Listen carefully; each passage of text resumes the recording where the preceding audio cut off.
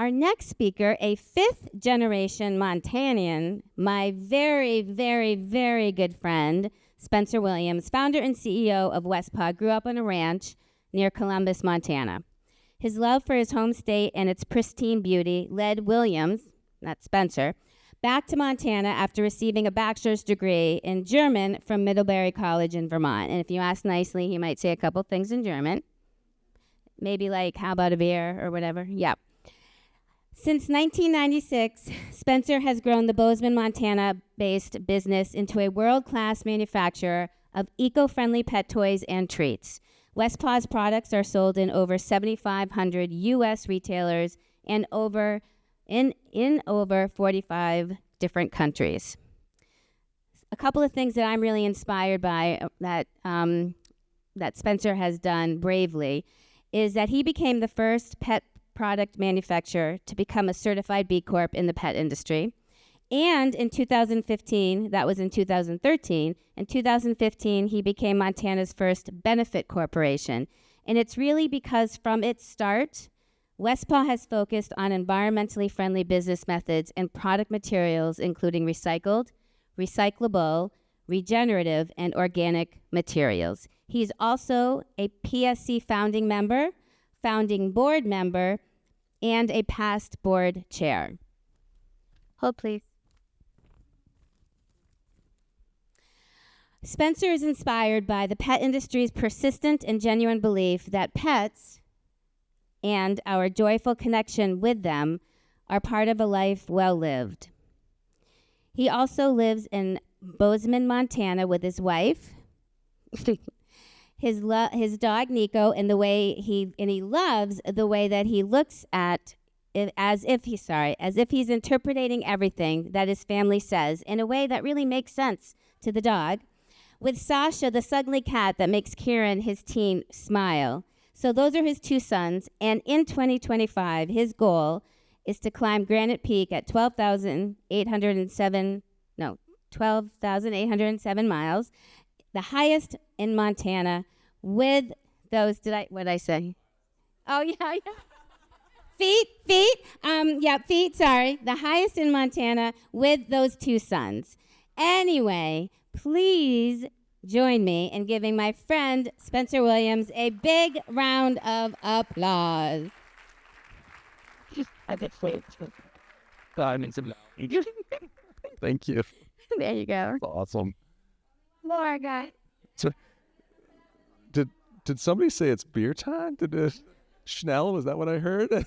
Joy, yeah? You guys, that's awesome. What a great day. I'm going to just love talking about Montana. So a lot of you folks might know Westpaw as a manufacturer of toys, beds, treats, things like that. We're kind of a unique business in that we don't focus on one thing. A lot of people say if you're going to be successful in pet, you got to just focus on one thing. And what I've focused on is making an impact in our business. And that's why when I was 23 years old, I thought, gosh, what am I going to do in Montana? There's got to be something we can do. Why don't we start making dog and cat toys? And that journey of impact has led me to this latest area of focus that I want to talk about today because it's really near and dear to my heart. I love making toys for dogs. That's really fun. It's a great business to be in, and it's really competitive. And it's also an opportunity. We've had lots of chances to make an impact, but now over these last 5 years, we've been shifting and adding more consumables, more foods into our product line, which is really gets back to this root that I have as a Montanan. We're born and raised on a working ranch. My dad's still there today. And I kept thinking to myself, this has got to be easy, right? We can just make some treats for dogs from all this material we have in Montana. And here's the funny stat, is Montana has 2.2 million cows. We are a state of about 1 million people. So there's 2 cows for every people or every person, right? And so we have a lot of beef production. And really, I thought to myself, this is so easy, right? We've got ranchers who raise some of the world's best beef. And yet there's this economic and fundamentally environmental problem that has existed in Montana since I was a kid. We'd drive down the road and we'd pass this old packing plant. It was closed. And my dad said, God, they're going to start it back up again, I think. They never did. We have this huge conglomerates that run a lot of our beef production in the United States. It creates a very cheap food for us. But there's a lot of ranchers who lose the ability to get paid the value for their beef, for their pork, their poultry, because it's shipped out of state, adding more carbon and more cost to it, right? And that value doesn't come back to the ranching families who are the bread and butter of all these communities who work so hard to create nutritious food. And so I thought, oh, this is going to be easy. Let's just figure a supply chain of all this waste out of Montana, because what's happening in a lot of our states, and it's not just in rural states like Montana, was the processing is happening in these small regional kill facilities, really small. You're talking 20 head a day, big one, right? So we've got one or two that are right around 45, 50 head a day. These are very small. They're not even a dot. They're not even a rounding error in the large processing facilities in the United States. And so what happens nowadays is about half the animal goes to waste. And I've been to the small processing plants in Montana when I started this journey about 7 years ago. And I started going into them and I recognized that there is so much material that is being literally left. Let me back up here. I'll show you. This is where I come from. And you can imagine if a beef is being raised here and half of that animal is going to waste, it's going to a landfill. Is that what this earth should be creating? That gets me to the core, all right? There's hard people working every day to create proteins for us and for our pets. What we're working on in Montana is not easy, and it's happening around the world, is we're trying to localize the supply chain. We're trying to create an opportunity where we have less organ meat going into landfills in Montana, getting eaten by the birds. These are proteins that the earth grew. We have less money going to the ranchers and the families in those communities in rural areas. And we can fix this. And this is what I'm really excited about sharing with you today, because as we think about all this beef, there's all these byproducts that are really nutritious and awesome product for our pets. And I believe that to my core. And just like Eric was saying, there's no reason you can't use a lot of the food that we consider waste that's awesome for our dogs. And what had happened is this opportunity to get closer to the ranching community. I recognized there was a movement in Montana. It was like this small sprig of grass coming up in the spring where you see something with promise and with a future. And that's been regenerative agriculture. And what I mean by regenerative agriculture is it's really focused on how do you get a better product with less impact on the planet. And by better product, I mean more nutrient dense, more healthy and nutritious. You see, food is not just food, right?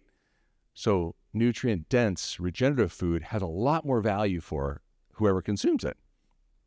The other nice thing about regenerative practices is when done well, you end up with pastures like this, because you actually focus on how you graze and how you treat that land. And you have more productivity, and that increasing productivity helps the ranching families and the communities prosper. And that's a good thing for us.